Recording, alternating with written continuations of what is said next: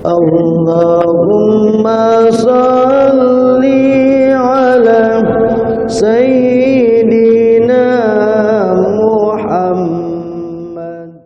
Bismillahirrahmanirrahim. Assalamualaikum warahmatullahi wabarakatuh. Innal hamdalillah nahmaduhu wa nusalli wa nusallim ala rasulihil karim, amma ba'du. Hadirin yang berbahagia, dalam kesempatan kali ini kita masih membacakan ta'lim di bab anjuran zuhud dan qanaah dalam kitab Fadilah Sedekah di hadis yang ke-8. Masih dalam hadis yang ke-8. Hasan Basri rahmatullah berkata, saya telah berjumpa dengan orang-orang yang beranggapan bahwa dunia lebih hina daripada tanah yang kalian pijak. Mereka tidak peduli apakah dunia masih ada atau sudah pergi kepada orang lain. Hasan Basri rahmatullah pernah ditanya, bagaimanakah pendapatmu mengenai orang yang dikaruniai harta yang banyak oleh Allah, kemudian ia memberi sedekah dan membelanjakannya untuk silaturahim? Apakah wajar baginya jika memakan makanan yang mahal dan lezat serta hidup mewah? Ia menjawab, tidak. Walaupun seluruh dunia adalah miliknya yang boleh ia gunakan untuk dirinya, hendaknya ia menggunakannya sekedar keperluannya saja. Selebihnya hendaknya ia gunakan untuk hari itu, yaitu hari akhirat, ketika ia akan menghadapi keperluan yang lebih besar. Fudail rahmatullah berkata, jika aku memiliki harta seluruh dunia dan perhitungan pada hari hisab itu tidak ada, namun aku tetap akan membencinya seperti kalian membenci bangkai binatang karena takut akan mengotori pakaian kalian. Hasan Basri rahmatullah berkata bahwa meskipun Bani Israel telah beribadah kepada Allah, cinta dunia telah menyebabkan mereka menjadi penyembah berhala. Ia juga berkata bahwa manusia selalu menganggap bahwa hartanya masih kurang, tetapi dalam amalan agama mereka tidak merasa kurang. Apabila mendapatkan musibah pada agamanya, mereka tetap tenang dan tidak berduka cita. Tetapi apabila mendapat musibah dunia, mereka sangat takut dan bersedih. Fudail rahmatullah alaih berkata bahwa memasuki kesibukan dunia itu sangat mudah, tetapi keluar darinya sangatlah sulit. Seorang warak berkata, aku heran kepada orang yang yakin bahwa jahanam itu benar, tetapi ia masih tertawa karena satu perkara. Aku heran kepada orang yang selalu melihat dunia itu berubah, namun ia merasa tenang dengan sesuatu perkara di dunia ini. Aku juga heran kepada orang yang mengetahui bahwa takdir itu benar, namun ia masih bersusah payah. Muawiyah radhiyallahu an didatangi seorang warak dari kota Najran yang berusia 200 tahun. Amir Muawiyah radhiyallahu an bertanya, engkau telah lama melihat dunia, bagaimanakah keadaannya menurutmu? Orang itu menjawab, beberapa tahun kesenangan, setelah itu beberapa tahun kesusahan. Setiap siang dan malam ada lahir dan ada yang mati. Seandainya tidak ada kelahiran, maka dunia akan berakhir. Jika tidak ada kematian, maka tidak ada ruang yang cukup untuk menghuni dunia ini. Muawiyah radhiyallahu anhu berkata, adakah sesuatu yang engkau inginkan dari saya? Beritahukanlah, barangkali engkau memerlukan sesuatu pelayanan dari saya.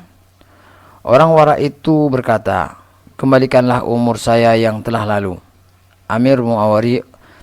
Amir Muawiyah radhiyallahu an berkata, saya tidak mampu memenuhi permintaanmu itu.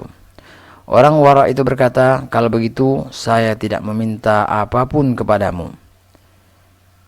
Abu Sulaiman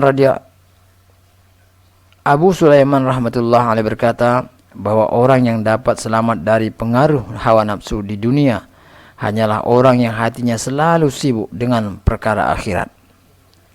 Malik bin Dinar rahmatullah alaih berkata, kita semua seolah-olah sudah saling membuat perjanjian damai untuk bersepakat mencintai dunia sehingga tidak ada di antara kita yang sanggup menyuruh orang lain berbuat kebaikan atau mencegah mereka dari berbuat kemungkaran.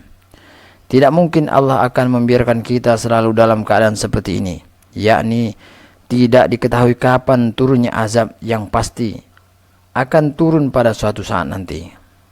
Hasan radhiyallahu anhu berkata, jika Allah menghendaki kebaikan kepada seseorang, ia akan diberi sedikit saja dari dunia. Setelah itu dihentikan. Apabila sudah habis, barulah ia diberi sedikit lagi. Tetapi orang yang hina di sisi Allah diberi dunia yang banyak.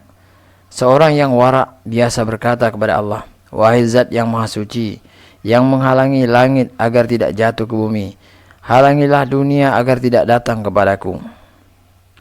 Muhammad bin Munkadir rahmatullah berkata, jika seseorang senantiasa berpuasa dan tidak berbuka, sepanjang malam bertahajud tanpa tidur sekejap pun, banyak memberi sedekah dari hartanya, berjihad di jalan Allah, dan menjauhkan diri dari dosa, tetapi pada hari kiamat ia akan dibangkitkan dan ditanya mengapa perkara yang telah diberitahukan oleh Allah sebagai sesuatu yang hina, yaitu dunia, menjadi hebat dalam pandangannya, dan mengapa perkara yang Allah beritahukan sebagai perkara yang hebat, yaitu akhirat, tidak dipandang hebat olehnya.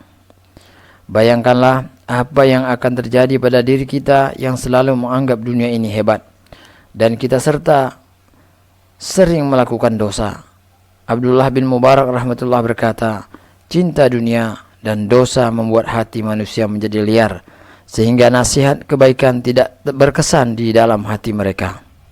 Wahab bin Munabbih rahmatullah alaih berkata, bahwa barang siapa yang menyukai benda dunia, maka perbuatannya itu bertentangan dengan hikmah, dan barang siapa yang meletakkan hawa nafsunya di bawah telapak kakinya supaya tidak dapat mengangkat kepalanya, maka syaitan takut kepada orang seperti itu.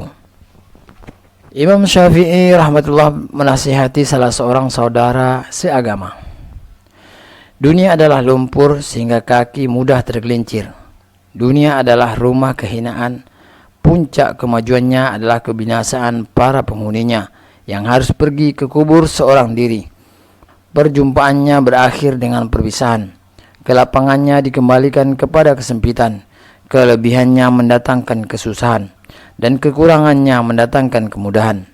Jadi bertumpulah selalu kepada Allah dan berpuas hatilah dengan rezeki yang diberikan oleh Allah. Jangan meminjam apapun dari akhirat untuk dunia, sebab dunia ini ibarat bayangan, sesuatu yang sebentar lagi akan hilang. Perbanyaklah amal soleh dan kurangilah angan-angan. Ibrahim bin Adam rahmatullah alaih bertanya kepada seseorang, katakanlah, manakah yang engkau sukai? Engkau diberi 1 dirham, yaitu uang perak dalam mimpi, atau 1 dinar uang perak dalam keadaan jaga? Orang itu menjawab, dirham pada waktu jaga lebih aku sukai. Ibrahim bin Adam rahmatullah berkata, engkau dusta. Apa yang engkau sukai di dunia bagaikan sesuatu yang engkau sukai dalam mimpi, dan apa yang tidak engkau sukai untuk akhirat bagaikan sesuatu yang engkau tolak dalam keadaan terjaga. Alhamdulillah, hadirin berbahagia, kita telah dengarkan ta'lim. Semoga apa yang kita dengar ini kita bisa mengambil pelajaran, dan kita berdoa kepada Allah agar Allah berikan kita kekuatan untuk mengamal dan menyampaikannya. Untuk sempurnanya majelis, kita tutup dengan doa kifarah majelis. Subhanakallahumma wa bihamdika asyhadu an la ilaha illa anta astaghfiruka wa atubu ilaik. Assalamualaikum warahmatullahi wabarakatuh.